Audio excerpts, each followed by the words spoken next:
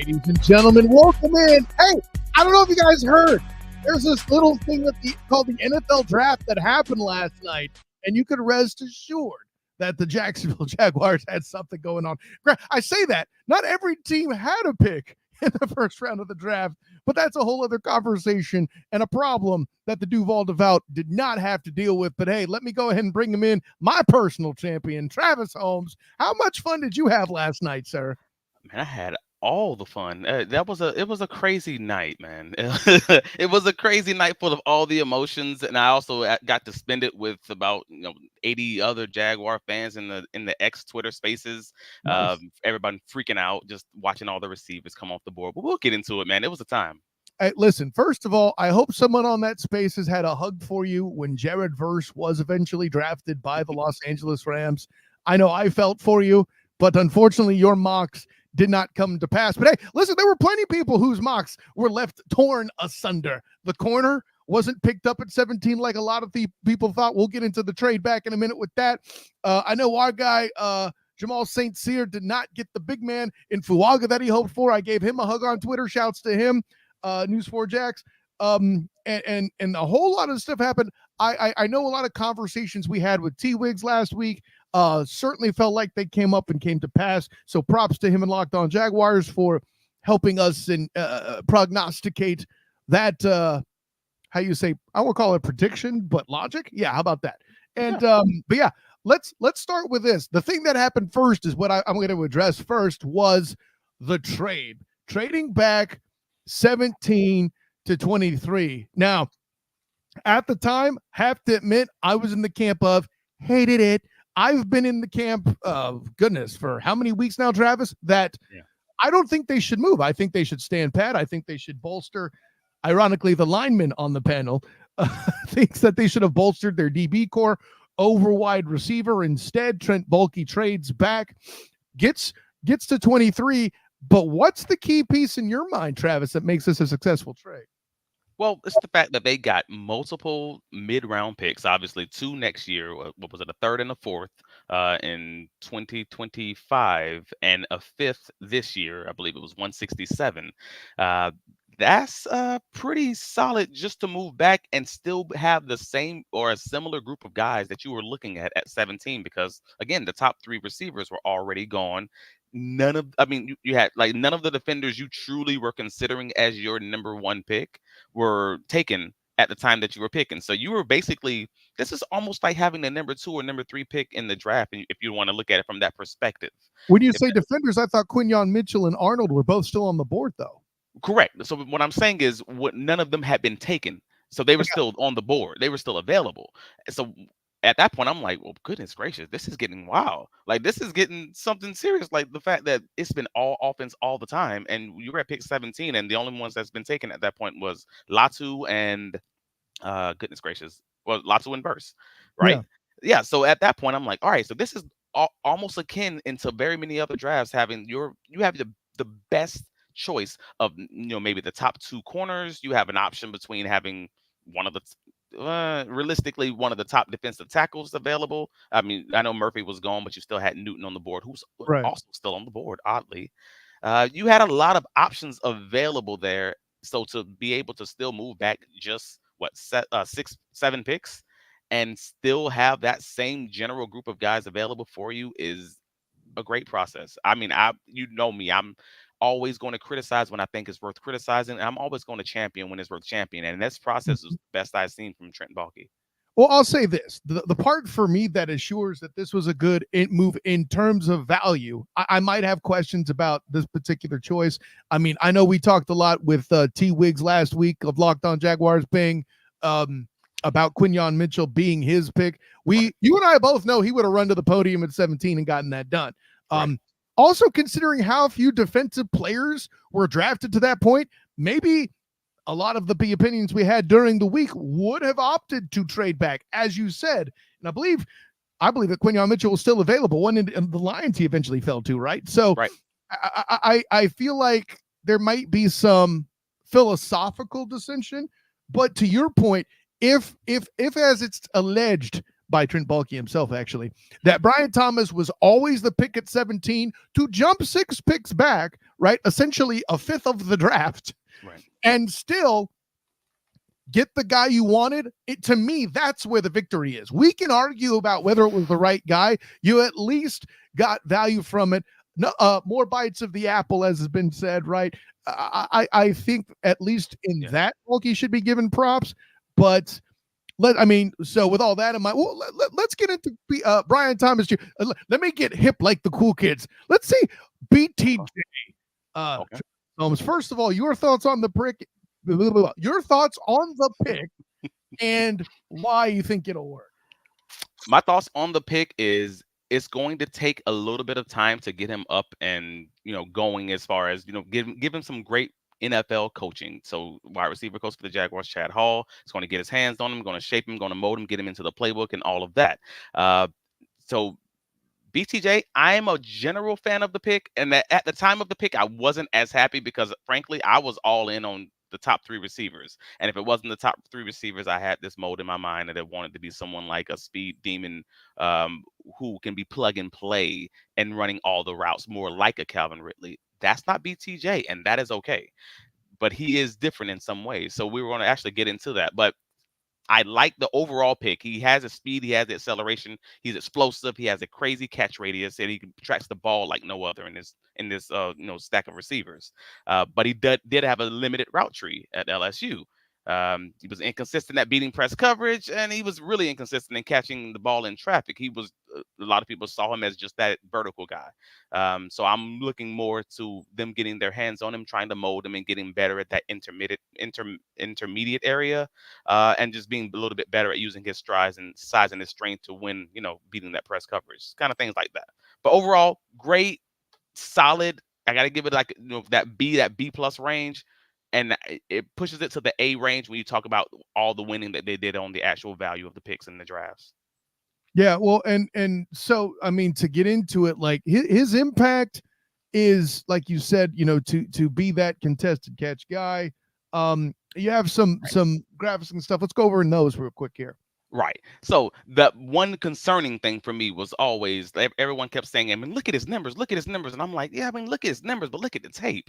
Like, that was a weirder part about it, because his numbers against good secondaries was kind of problematic. I just want to be honest about that. He had a rough game against Bama. He had a rough game against Auburn. He had a rough game against Missouri.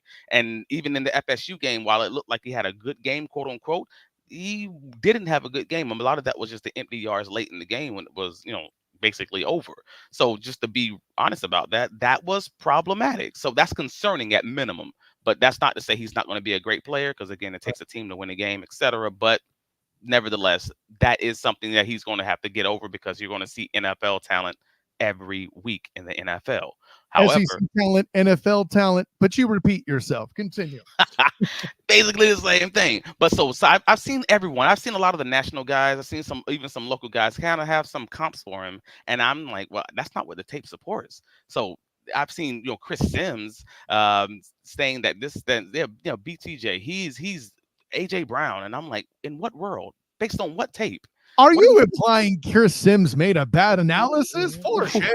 The only thing that they have in common is the fact that when they get vertical, that they are great contested catch receivers vertically. Sure, they're similar in that way, but not in very many other ways. So Brian Thomas Jr., in his route tree, he is great at going deep. He is great at, obviously the 9 route.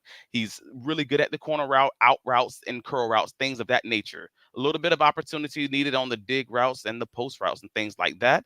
But again, he is in that top tier with all the players you want to be associated with as far as his contested catch rate within this draft class. However, he is not the greatest as far as his separation if you're looking at just the rest of this draft class in comparison. So obviously you have someone like a Xavier Worthy that's at the top of that list, and the Ricky Pearsall, a lot of those guys, and Brian Thomas Jr. is just above. Brian Thomas Jr. is just above Keon Coleman as far as that's concerned. And shout out to Daniel Griffiths from the Jaguar Report. He put out that tweet, and that was a big one for me. So he's not the separation guy, and again, that's fine. He's not that guy. He's not that intermediate guy currently. He may be that guy in the future, But what he is, again, he's that contested catch guy. He is that red zone guy. He's the guy that you're going to give those opportunities to in the red zone, and he's going to capitalize on them. And that's significantly important for this team because this is a team that we've had highlight videos of drops by multiple Jaguar receivers in in the end zone. I mean, we're talking 10 plus drops just last season from plays that should have been made at the back of the end zones. Drops by Zay Jones, drops by Calvin Ridley. I know that was a big thing. Probably they're probably playing that thing on the loop in the Trevor Lawrence negotiations. So now you have a guy who is good at catching these deep balls, who is good at catching these red zone plays, like these red zone snaps, and that is worthwhile because now you're right. Like if you see on this chart right here, you're in that same category with the DK Metcalf, with the Drake London, even with Gabe Davis. You with Michael Pittman. With these are the guys who you would say he's comparable to. Like, and that maybe his ceiling is someone like that DK Metcalf, but I would say his floor is probably closer to someone like that Martavius Bryant. But definitely not AJ Brown because he doesn't have that intermediate, strength of hands, that he doesn't have that route tree just yet. But overall, again, it's a great pick, and it's going to really come down to that development. So they say they want to be a draft and develop team.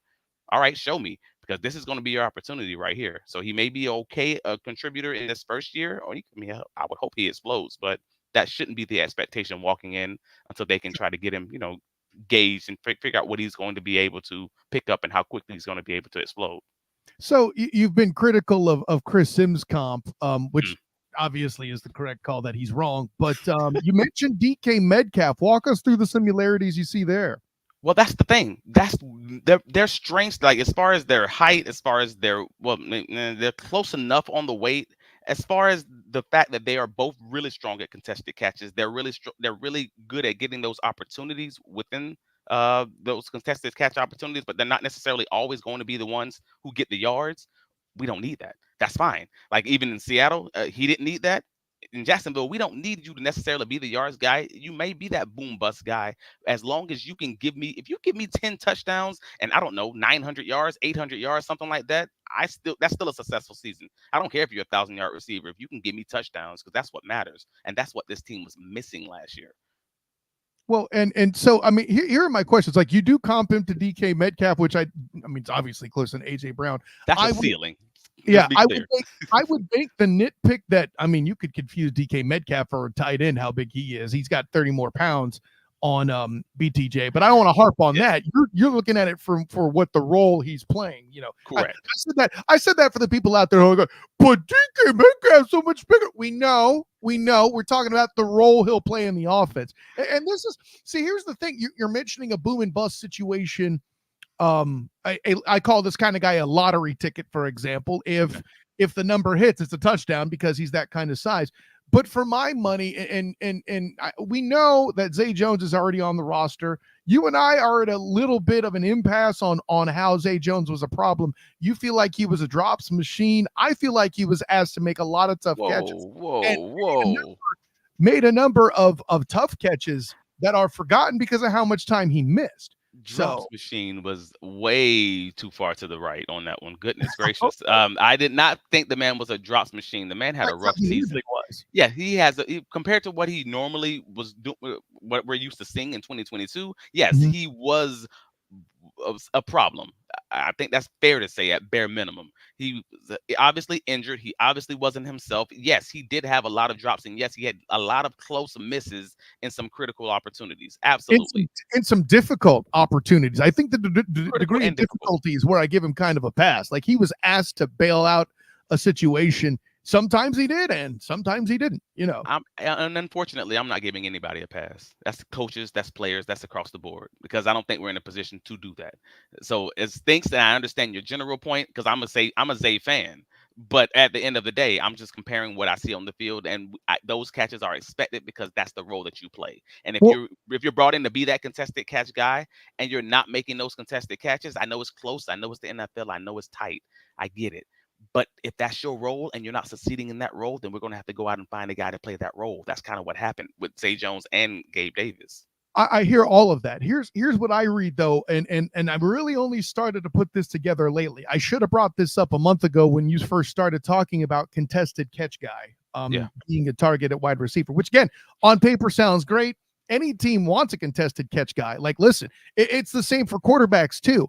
When they show that highlight tape, what I look at is it's kind of the same for quarterbacks. When you see the highlight tape, are they making catches that are wide open, right? This is why Michael Penix's tape, for example, is more impressive than Drake May's. All Drake May's tape, all I see is wide open dudes. Meanwhile, Michael Penix, may he rest in peace, I think his career is going to die in Atlanta, and it's not his fault. But in Michael Penix's tape, all those are contested, and the ball is put in the right place. Rome Odunze jumping up and getting stuff over fools when Penix was in trouble and making a play. And I feel like there were elements of that in Thomas's film, to your credit. Here's where I have a couple questions. One, on the other side was Malik Neighbors, who obviously went well earlier in the draft, rightfully so. Hey, who knew that both New York teams can make a decent pick, right? I'm just saying. But the punchline being this, with Malik Neighbors on the other side, how much did that lead to him having good production from an alleged Heisman Trophy winner? I would have given it to Penix, but Heisman Trophy winning quarterback in Jaden Daniels, how much of that was part of the brew? How much of that gave him that opportunity to produce? They don't have necessarily that threat across the field like Malik Neighbors at an NFL level here in Jacksonville. And I mean, make the argument that maybe even Calvin really wasn't that. But the punchline being, we're back to that place where we're going to be asking Doug Pearson still to kind of pencil whip a guy open. And if you're facing contested catches, Travis, that means the pencil whipping is not working quite as well. But I'm okay with that. But to be clear, I'm okay with that, though, because that was a prop. Like, it's okay if the pencil whooping isn't always going to work, because guess what? I'm always been a believer of Jimmy's and Joe's over X's and O's. Like, I've always been a fan of sometimes your guy's just going to have to win. We talked about that in the playoff game when we were in the press box with everybody else saying, hey, man, these guys are just going to have to win. On occasion, your plays just aren't going to beat it when you get into these situations when it gets tight and it gets to the playoffs and it's going to be man-on-man coverage, press coverage at the line. You have to beat the guy across from you. They're double covering your best receiver. What are you going to do? Like, that's the situation where I don't care what play you call. Is your guy going to win? So so in this situation, we have finally given Trevor a guy who is able to go above and over guys, who is able to go and just burn you down the field if he gets 2 steps on you, or if he gets even with you, he's actually past you, in the words of Steve Smith. You have a guy who has that potential. Cool. I'm okay with that. And that's what I mean. Like, at the end of the day, Doug's not going to always be able to pencil whip guys. We saw a little bit of that last year, especially if you have injuries in the wide receiver room. But if you have a guy who can just change that for the defense, they'll run you out of this defense. I'm a fan of that, and I'm okay with that. And there were examples of Joes rather than O's handling the business. I mean, look at the Buffalo game. Look at Nolans, I think, was a great part. Yeah. Those are 2 games I think that are the foremost example of O's and Joe's getting it done. Perhaps defensively, that was the case for the Jags and the Steelers win as well. Like, I can make that argument. But my punchline being, if you have that skill set in the room. To me, I feel like you just drafted another Zay Jones that we're not sure is another Zay Jones. Okay, I would argue that this is a better Zay Jones at bare minimum, but not to say you needed another Zay Jones. Because I think his floor might be lower because Zay's still a professional athlete. Like, he's a veteran athlete who knows. And to be clear, I don't want to go too far down this road because I don't want to discount the future aspect of it. Because the best argument against what I'm saying is the business argument, and that you will not be paying Zay Jones the following year. and listen, we could talk about prognosticating. Ray Charles could see that Zay Jones's time with this franchise was probably nigh, unless something changes, right? We don't even know what's going to happen with Christian Kirk. Those are both completely different questions that are going to be coming up a lot in 25, I'm sure. But so let's look at this from a different perspective, if you don't mind, because I see how you're setting this up. But go ahead. The punchline, yeah. I feel like today, talent-wise, as a core, the receivers did not get better, and that's where we disagree. And again, I'm not this fanatic fan of the pick, to be clear, because Yeah. I You didn't. like it better than I do. That's all you Let said. me be really clear. I was not a fan of the pick when it happened. I took 4 hours writing articles, looking at more tape, trying to figure out how I truly felt about it after circling back to it. Because originally, after watching, I don't know, an hour of maybe his highlights and game clips, I didn't like the pick up front. This is before the draft even occurred. So, Travis, when Afterwards, you're saying writing articles, you mean at bigcatcountry.com, right? at bigcatcountry.com, we have the right. We have the post, the goodness gracious, the Trent Baalke and Doug Peterson draft post draft availability. We also have the media calls on bigcatcountry.com as of 7 a.m. this morning. Go and look at it. This is how I know that Travis has got used to being a media man. He's calling it an availability and not a conference. That's proof of experience, my friend. Continue. Yes. But after looking at, I don't know, again, I went to bed at 3 o'clock this morning. After looking like another 4 hours of tape, I'm just like, all right, cool. I see where they're going with this. They may not have gotten quote unquote better, but in how they run their offense, I think they've gotten different. And I think they've gotten better in how they've gotten different. Now, hear me out. Hear me out. I will. I just don't see it yet. You're helping me, though. You're helping. No, I got you. I got you. So they've gained Gabe Davis. They needed someone because this is Jaguars were the fourth. You needed at the very least. I got you. Not just height. They needed guys who would attack the seams of the field, who would attack the middle of the field, because the Jaguars attacked the middle of the field the fourth lowest rate of any NFL team in 2023 and 2022. This was actually an issue over both seasons. We just never talked about it in 2022. Insert Gabe Davis. Brought it up to your credit. Yeah, I brought it up, but yeah, nobody else is talking about it because y'all are late. Whatever. That's why you're on the show, so you can help me. Listen, student of the game is a clever nickname, and it's also accurate. So then you add Gabe Davis, someone who is known for attacking his teams vertically, but more importantly, someone who's known for attacking teams vertically up the seams. Boom. Cool.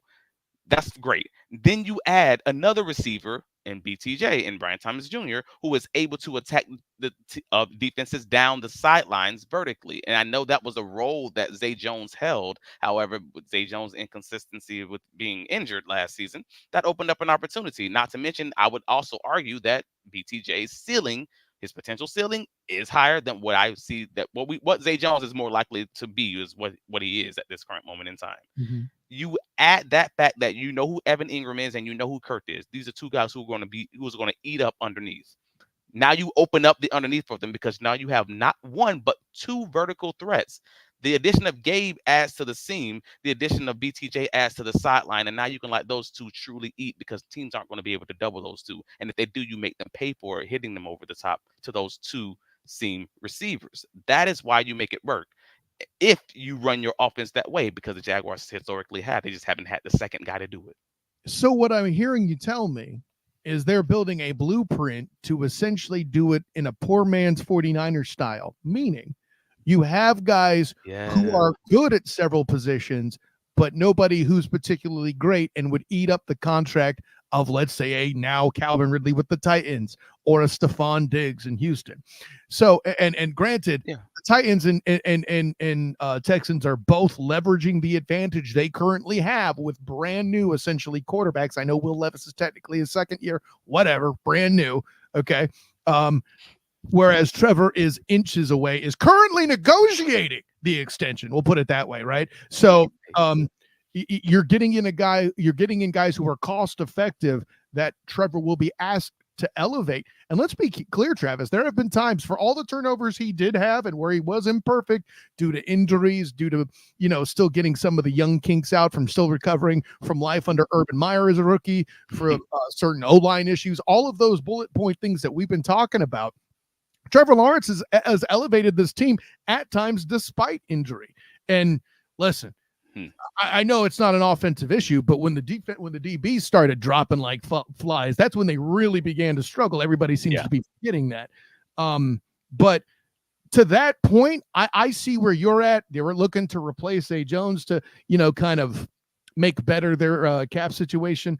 I'm going to be really curious to see what they do with Kirk. I'd like to see him finish in Jacksonville for personal and football reasons. It's just a matter of whether he'll take the appropriate money as he twilights in his career. Right. I believe he would. I believe he will. We'll see. On that restructure.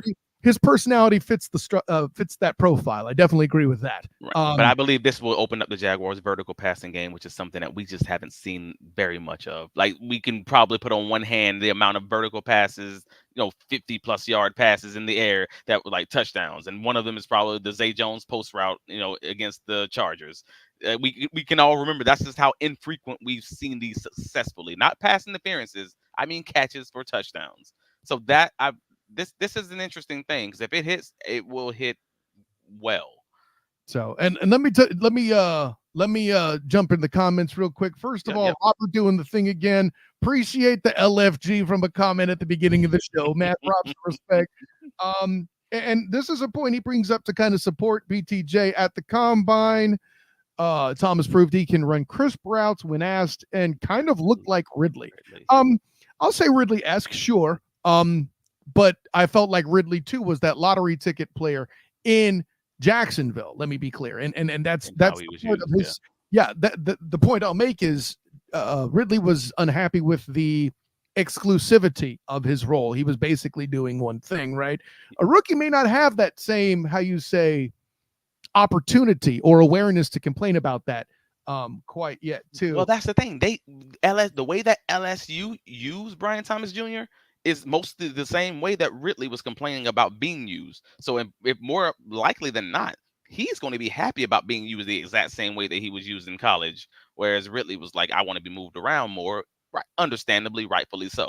So this may be a situation where the fit is simply better because this is what I'm used to, and that's fine. So he might be happy just being that ISO route guy. And maybe here's where my problem is. Maybe I'm looking at this too much like he's just a Zay Jones replacement. Maybe his evolution is to be a Calvin Ridley replacement. I don't know. I don't know that he's going to be a Calvin Ridley replacement, and I think that'd be an unfair expectation to be placed on him. I think that's not what he's going to be. Right. I'm not saying that's the expectation. I'm saying that's a level he might reach potentially, one day. But again, I think this might be just open. This might be a difference of opening the Jaguars offense up to a more of a vertical attack, because again, Calvin was not known as the vertical guy. What was Calvin known for? Calvin was known for speed outs, catching that 15-yard out, getting out of bounds, comebacks, trying to attack you deep, but more often than not, it was going to end up being a pass interference situation. This guy might actually catch it and take it to the house. And that's important. That's what's most important. To at least have presence to stretch the defense vertically is what's important. And to make NTN great again. To your argument, I see an element of that too, tactically. And maybe this is what will enable pencil whipping to be great again in and of itself as well, up here in the future. A great point here that Robert makes. Kirk makes difficult look easy. He's absolutely right. Listen, if we will be glad to host an entire podcast of Kirk standing, Travis and I. Yes, we don't have enough time for that. So today, right now, we are a pro Christian Kirk podcast. We need to make that known up front. That is one of our favorite interviews in the locker room. Yeah, no doubt here. Closing minutes here. This is a statement I want your opinion on because it's interesting. Is the floor DJ Chark sealing Ridley's good year? So I said this I said this tongue in cheek on Twitter, Travis D. Holmes on Twitter, when the draft pick happened, because they are really, really similar in a lot of ways, and as far as DJ Chark and Brian Thomas Jr., because they're both LSU wide receivers, they're both 6'3", they both ran a 4.3 40. They have essentially the same vertical. Even actually, DJ Chark's vertical was 2 inches higher than BTJ, and nevertheless, we all know DJ Chark did not play physically. He was not that contested catch guy, even though he had the athletic profile to be one. Mm-hmm. Like what did Urban Meyer say? Looks like Tarzan, plays like Jane. Whatever. I need you to play. Something along those lines. I can't remember the exact quote, but it was something like that. He wanted him to play tougher, and that's not what DJ Chark was known for. But to Robert's point, athletically, profile wise, yes, they are very, very similar, while not being similar at the same time. Yeah. Robert clarifies he meant the good year by Ridley in Atlanta. And that's kind of what I'm saying too. Like that's a very high ceiling. Again, to Travis's point, not an expectation, but a ceiling. Granted, listen, it's not as bad as with Tank Bigsby last year. I would have preferred a corner get drafted. Last year was Joey Porter Jr. This year, seeing Arnold or Quinyon Williams be that guy. I think the DB core depth is a lot bigger issue than the wide receiver core depth personally. Right. But again, to your point, and you're kind of having me come around, I still have some questions, but listen, maybe we'll see some things in camp and training camp that'll kind of fix that up. But again, I might be wrong. I might be wrong on all this. Hold on. But it's the potential for an offensive upgrade is there. You got me closer to that. Hey, listen, for a minute, Shipley had me, John Shipley, editor of Jaguar Report at minicamp, had me feeling better about Bigsby than I first did. And then all doubt was removed. But I'll say what I said about this pick last night on the NBS Media Draft Show, Bing. I came on as a guest late, and when they asked me about this pick, I said, maybe it's a good sign for the Duval devout, because I feel the same way about this that I did about Anton Harrison last year. It's the right position. I don't know if it's the right guy, but you've shown me enough to see a path to where it makes sense. Do I think he has the same impact as Anton Harrison on the offense? No, but I think there's a significant upgrade there. There's a potential starter coming out of it, and that's what you're looking for in the first round. Anyways, I think I agree.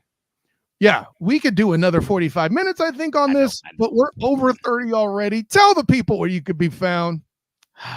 I can be found in all of my writings covering the Jacksonville Jaguars on BigCatCountry.com. You can also find me here every Friday at 11 a.m. covering your Jacksonville Jaguars, talking about all this chaos about how Trent Baalke is cooking in all of his process, whether you agree with the pick or not. And you can also find me on Inside the Pigskin, South Sports Exchange, Pundits on the South Florida Tribune, all their podcasts all throughout the week.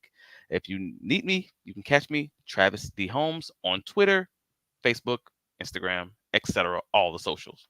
Appreciate you.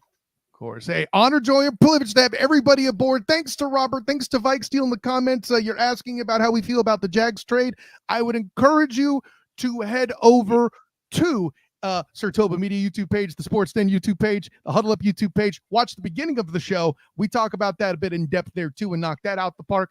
So check that out as well. Of course, I am Kyle Nash, the student of the game. You can find me on Twitter at the SOTG. Find me on Instagram, Threads at the SOTG, as well as the student of the game on Facebook. Check out my writings with the Jaguar Report, the Black and Gold Banneret. I have draft profiles on the Black and Gold Banneret. What is that about? I don't know. Sure, it's just John Rice, Plumlee, and Tylen Grable. But hey, maybe Tylen Grable becomes a Jaguar. You don't know.